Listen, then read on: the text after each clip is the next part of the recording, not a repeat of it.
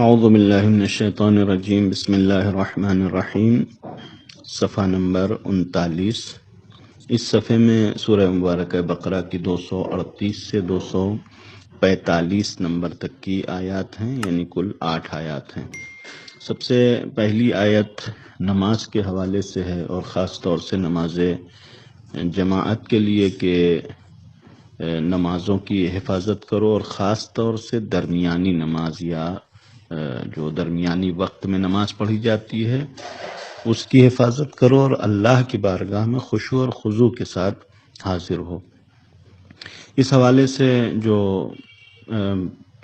شان نزول بیان کیا گیا اس آیت کا وہ یہ ہے کہ پیغمبر اکرم صلی اللہ علیہ وآلہ وسلم کے زمانے میں جو منافقین تھے وہ ہر طریقے سے اسلام کو کمزور کرنے کی اور اسلام کو مسلمانوں کو کمزور دکھانے کی کوشش کیا کرتے تھے۔ لہٰذا گرمیوں کے زمانے میں انہوں نے گرمی کا بہانہ کر کے نماز ظہر میں جماعت میں آنا چھوڑ دیا کہ دوپہر کے وقت گرمی بہت رہتی ہے، لہٰذا جو ہے وہ ہم لوگ نماز نہیں پڑھیں گے۔ اب چونکہ مثلا چند لوگ اپنی منافقت کی وجہ سے یا مسلمانوں کو کمزور دکھانے کے لیے یا یہ دکھانے کے لیے کہ مسلمانوں کی صفوں میں کمی واقع آ گئی ہے، اب لوگ مسلمان کم رہ گئے ہیں، بہرحال ان کا مقصد یہ تھا۔ لہذا مثلا جب 4 آدمی بہانہ کرتے ہیں، 2 آدمی اور بھی سن کے مومنین میں سے بھی کچھ ایسے سست لوگ ہو گئے کہ ہاں گرمی کی تو واقعاً بہت زیادہ ہے لہذا نہیں جانا چاہیے، لہذا مثلا کچھ منافقین اپنے منافقانہ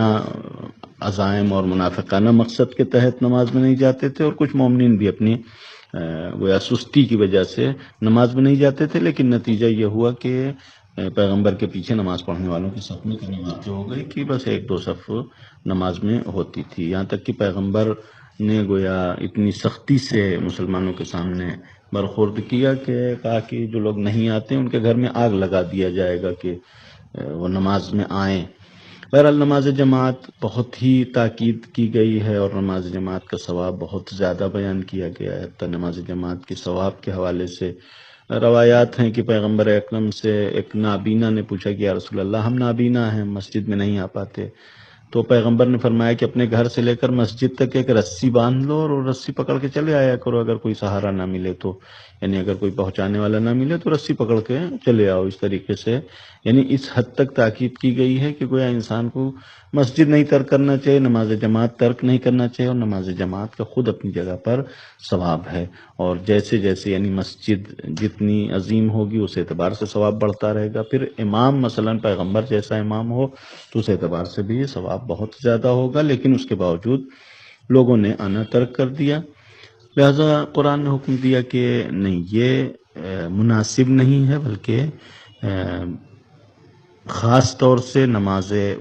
وسطیٰ یعنی ظہر کا وقت جو ہوتا ہے کہ مثلا ہے گرمی کا وقت ہے، لیکن مثلا پیغمبر نے قرآن مجید نے پیغمبر کو یہ بھی حکم دیا کہ مثلا جو لوگ جہاد کے معاملے میں گرمی کا بہانہ کرتے ہیں ان سے کہہ دو کہ جہنم کی آگ تو اس سے زیادہ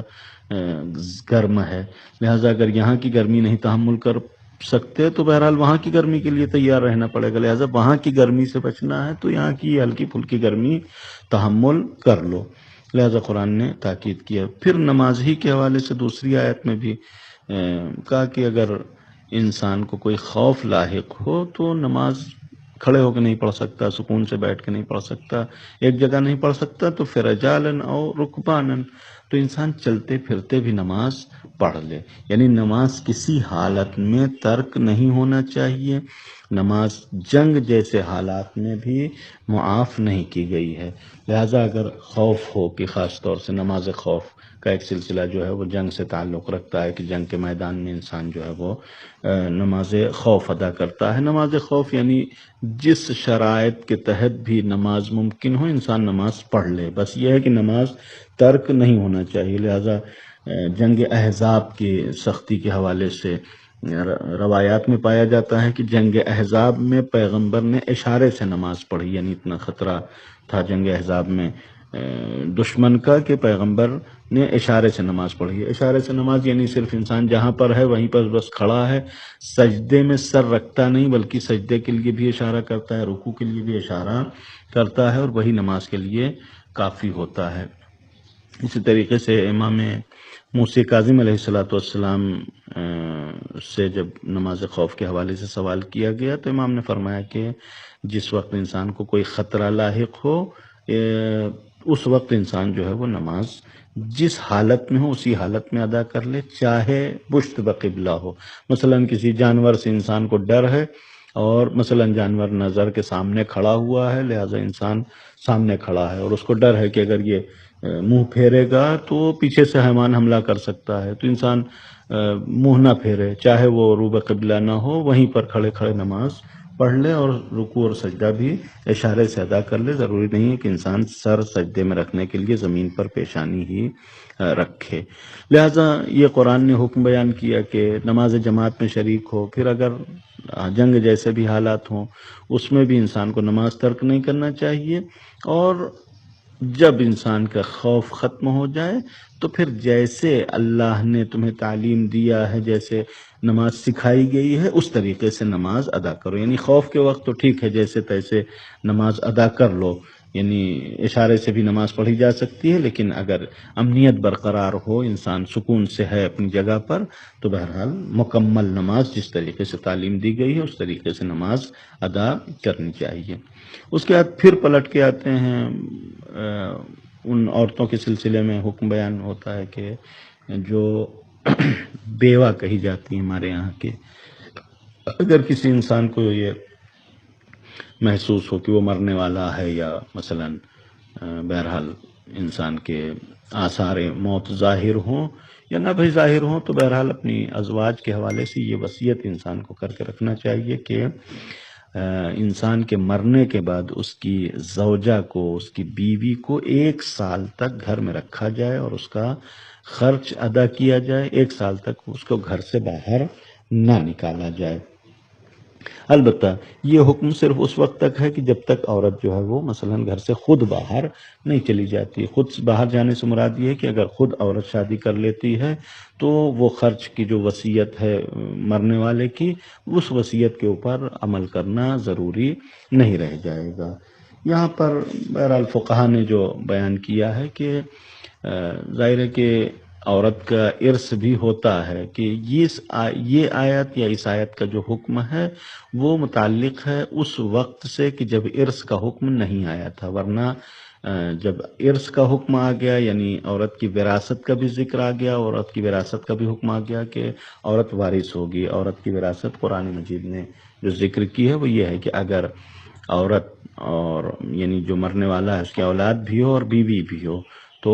اس صورت میں بیوی کا جو حصہ ہوگا وہ 1/8 ہوگا، یعنی تقریباً 12.5% ہوگا۔ اور اگر جو ہے وہ صرف عورت ہے، یعنی مرنے والے کے کوئی بیٹا یا بیٹی نہیں ہے، تو پھر بیوی کا حق جو ہے وہ 1/4 یعنی 25% ہوتا ہے، یعنی ترکہ میں سے جو بھی مرحوم مرنے والے کا مال ہے اس میں سے 1/4 حصہ عورت کو دیا جائے گا۔ لہٰذا یہ حکم اس وقت تھا کہ جب یہ وراثت معین نہیں کی گئی تھی یا عورت کی وراثت نہیں تھی، اس وقت یہ کہا گیا تھا کہ 1 سال تک عورت کا خرچ مرنے والے کے مال سے ادا کیا جائے گا۔ لیکن جب وراثت کا حکم آ گیا تو وہ اخراجات کی جو عورت کے اوپر یعنی لازم ہیں، یا نفقہ جو حتیٰ عدے کے دوران جو نفقہ ہے وہ نفقہ بھی مرد کی اسی وراثت سے جو عورت کو مال حاصل ہوتا ہے اسی سے عورت جو ہے وہ خرچ کرے گی۔ اس کے بعد کا حکم طلاق شدہ عورتوں کے لیے ہے کہ جن عورتوں کو طلاق دیا جاتا ہے ان کے حوالے سے کہ ان عورتوں کو جس وقت انسان طلاق دے رہا ہے وہ کچھ نہ کچھ یعنی ایک تحفے کے طور پر، ہدیے کے طور پر انسان ادا کرے۔ اور اس کے بعد قرآن نے بیان کیا کہ پروردگار عالم اپنے تمام احکام کو اسی طریقے سے واضح کر کے بیان کرتا ہے